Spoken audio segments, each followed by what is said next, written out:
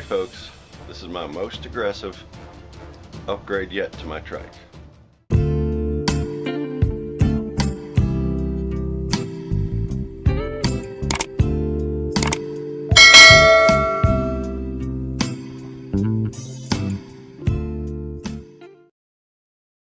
So as you can tell, this aftermarket trunk is black. And this Trike is a true Honda color.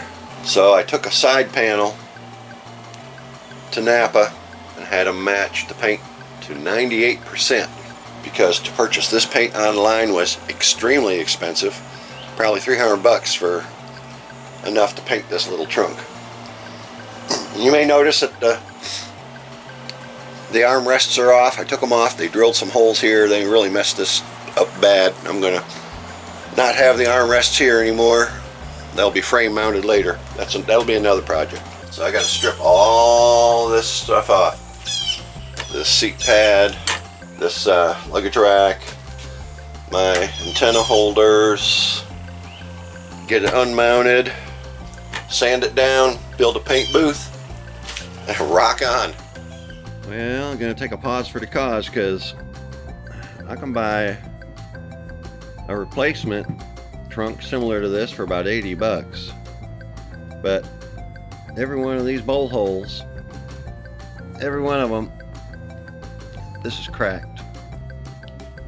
It's cracked. Every one of them. Every one. So I might be throwing good money after bad. I'm gonna have to give this a little bit of thought. This is the answer to Murphy's Law. Hopefully, Murphy has left me alone and this will be in good shape. Yeah, wouldn't it be great if it was in the color I needed and I don't have to paint it? I guess I'm asking for too much. It looks like the other one, but no extra holes.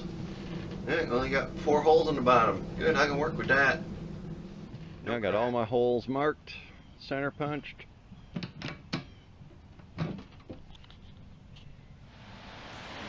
It's time to drill.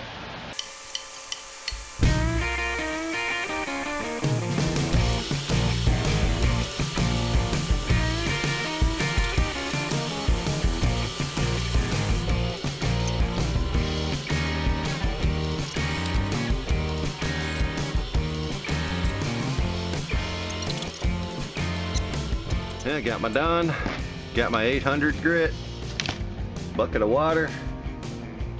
Time to start sanding. Get her done.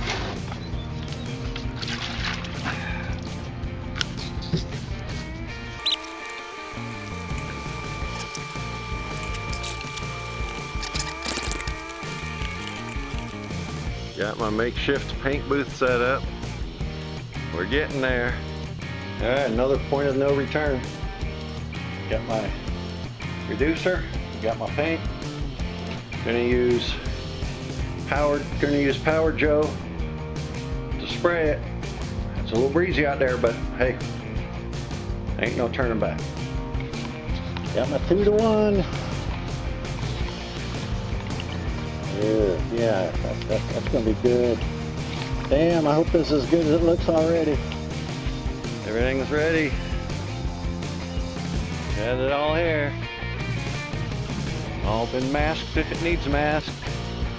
Got a little bit of a breeze, so hopefully I ain't gonna interfere too much.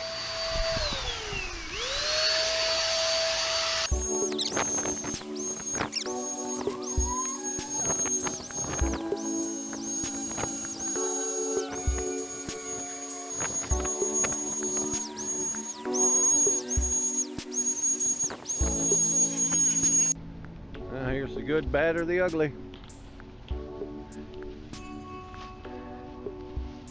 This is it. I definitely got some orange peel to it, but not bad. I don't know about the color match yet.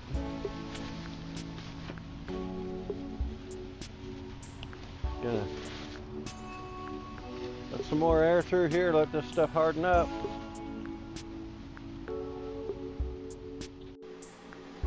Sand it and clear coat it, they said. So, as you can tell, I sanded it. I sure did. Hopefully that gets rid of some of the orange peel. I'm afraid to lose the paint color. And the 2-part clear coat, Max Clear 3680061. First coat. I got my purple back. Boy, it's looking rough. Ooh, I can really see the shine now. Yeah, buddy. I think as much of a hassle as it was to remove it, I'm gonna have to reinstall it. It will be what I'm looking for. So after I sanded with some 800 to get rid of the orange peel and reapplied the clear coat, it still came out kind of ratty because I'm not in a controlled environment. I'm doing it in my backyard, and it's Florida and 90 degrees out. So everything's hot and warm and things dry too fast. They said it went on too dry. So after I did that, guess what? It was back to the sanding. Started with 800 grit. After the 800, being careful not to take the clear coat out of the paint, went to 2000. Wet sanding, 2000. After the 2000, I went to a disc like this. It's just for headlights, and it had a 3000 disc pad for it. I went over it with 3000.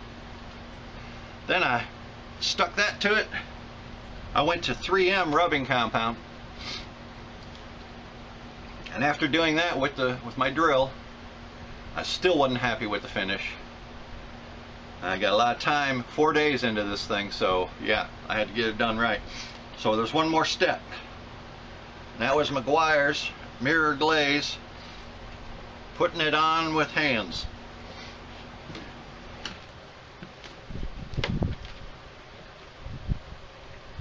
And that's what brought it to the finish I've got. And if I feel like I want more shine, I'll just go back to the Meguiar's mirror glaze and keep at it until I am plumb tuckered out. All right.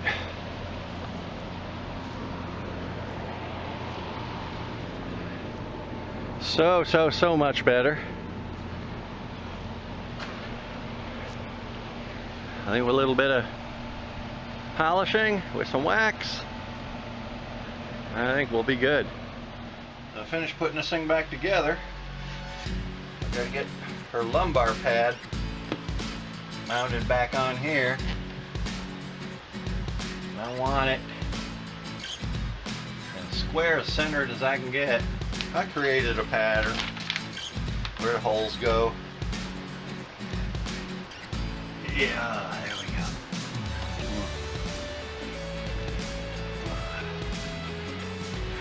There it is. We're back.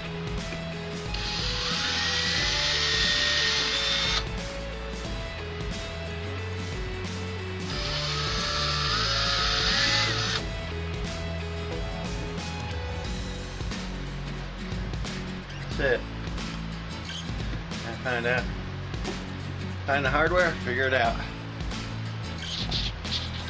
Alright, got the lumbar pad in. I even didn't put it in upside down. Can you imagine that? I did it right the first time. So here's the running light on the wing. Got my running lights on, the Trike. But the problem was, the running light's so bright that the brake light doesn't appear, which is kind of a wave. It starts in the center, goes out to either end continuously, but you can't see it because this is too bright. So what did I do to fix that? Now here's the connection from my main harness, wiring harness. These wires go up to the wing, the LED strip, and they're all plugged in the way they need to be. But what I had to do, or what I chose to do, is put in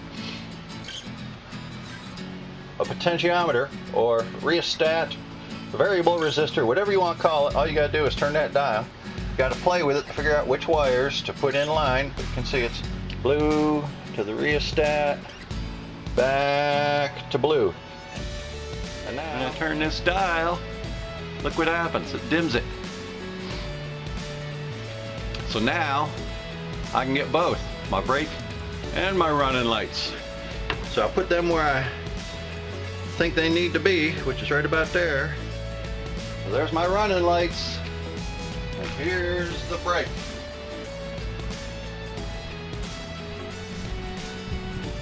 Running lights, brake. And that wave will happen the entire time the brakes are on. So here's my finished product. Look at that, you can see my face. I can polish it some more if I want. And even color wise, yeah, it's a little darker. But that's okay, it's not black. That's what I wanted, something not black. Yeah. So the trunk is loaded again.